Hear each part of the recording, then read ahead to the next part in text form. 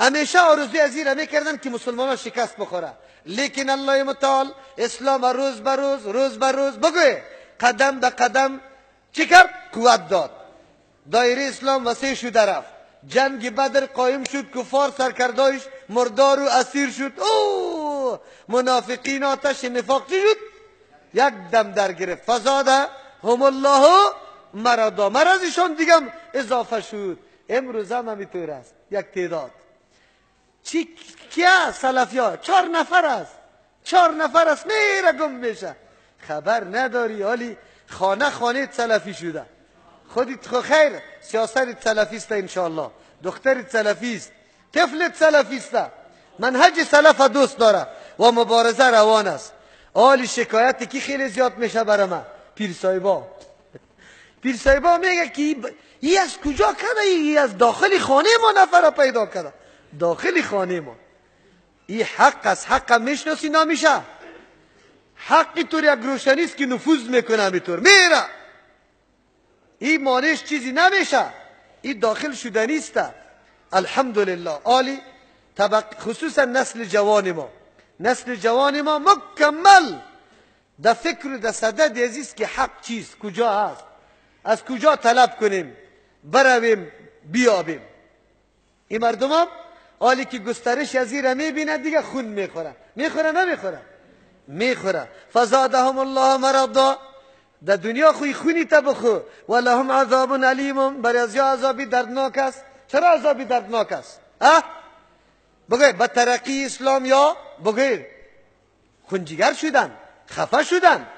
به ترقی اسلام، به گسترش اسلام چی شدن؟ خفه و خونجگر شدن. الله برشان عذابی علیم میده. بما کانوا یکذبون، به سبب ازی که مکمل دروغ میگفتن.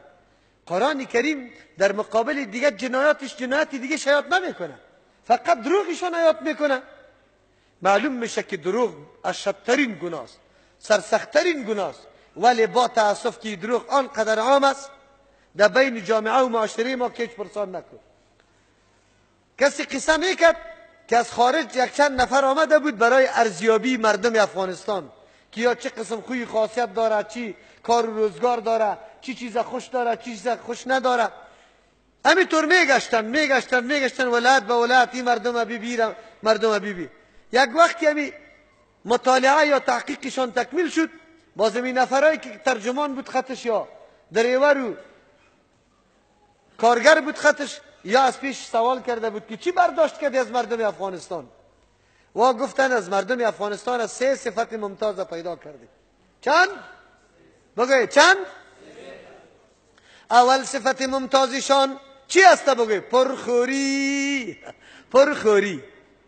در پاکستان در قابق در یک نالبکی یکمه که شروعه که میپرته 10 نفر در گردش میشینه، این میتور چوکه کده، بگوی 10 نفر سیر میشه. خود در افغانستان بگوی تشت نان تر میکنه، سیر نمیشه. من در پاکستان که نو رفته بودم، در هتل که بالا میشدی اول صدا میکرد دال مایی، لوبیا، چانه، وخه، ریجه، این صدا میکرد. من ایران میباندم که دال چانه. باز دوم سوالش چی بود؟ ده 2 روپو از چند روپه؟ تعجب میکردم از چند روپه؟ اگر دال میخوری خو از چند روپه را میخوری؟ بسیار تعجب میکردم. در هتل افغانستان صبحکی که در مسافرها میاد که دور میخوره در کافی، نمیگه که چای سبز میخوری یا سیاه، میگه مایچه بگوی دیش کباب، مایچه کباب، داشی، پاچه، کدامش است؟ او مردکه چای صبح است، آدمی غریب هستم، پیسه را قرض به خاطر تداوی کردم اینجا دیگه چی سرم نمیخورم، دکتر پرهیز کرده، من یک پرچه نان قطع یک پیاله چای سبز میخورم. اگر تو صدا کردی که چای سبز میخورم، موتر سواری نان کلش تکمیل کنه اگر بری تو چای بیا میای برش چای نم. این افغانستان است، افغانستانی پرخور. در پاکستان که رفتی ریش سفیدا، کسایی که مهاجر هستی، شما را به الله قسم کدام هتل سالون عروسی موجود بود در پشاور؟ یک هتل هم موجود نه. بیا در افغانستان برو توی از وا چی رقم میشه با چی قدر مقدار میشه که الحمدلله کنر و جلال آباد تقریبا عکس امو پشاور است. یک دختری که از کنر و جلال آباد توی میشه چه مصارف داره و یک دختری کابلی که توی میشه چه مصارف داره. مقایسه کو، وزن کو. این افتخار است به مشرقی، افتخار به کنر و جلال آباد است که ما نکاح ها را بسته کردیم. خاندان دختروالا وکیل دختر گفته که چیزی توان داره. بچه چی گفته؟ شما باور به الله بکنه در مهر دختر چی رو مقرر کرده؟ 20,000 کل داره. چند؟ عجیب است. اما در کابل بیا بشی، در کابل اول برات میگه که عروسی را در کدام اورانیس میگیری یا نه، ممتاز محل میگیری یا نه. بعد از اینکه طلا میشه، بعد از اینکه اینقدر چای سوز، اینقدر یل، 1 کیلو یل که مچم چی میکنه سریزی در کدام جای میرسه. و مردم ها خب تحقیق کرده بود، واقعیت حقیقت یافته بودن. گفت مردم پرخور است. دوم صفتشان بیکار، هر جایی که بری دل نشسته است، بوجل بازی میکنه، بوجل بازی لو میکنه. چی میگه؟ دندکلک میگه، چی میگه؟ آلی خود دنیای کفر بازیگه که دیگر را برش کشیده. دخترم میدود بگه پیچه سفیدا، زنای پیچه سفید در باغ زنانه بری اینطور چی میکنه؟ عجیب است. او همشیره امی از عهده تربیه اولادی برای امی برات بس است. تیر از امی که تو آلی خیزک بزنی خیر است. ما نمی خیزک در 1-2 دانه مردا اگر هر چی کد. آلی در کجا رسیدیم ما؟ بیکار هستیم، بیکار. کار اینطور کاری عادی را خو نمیکنیم که برای ما پیدا میشه.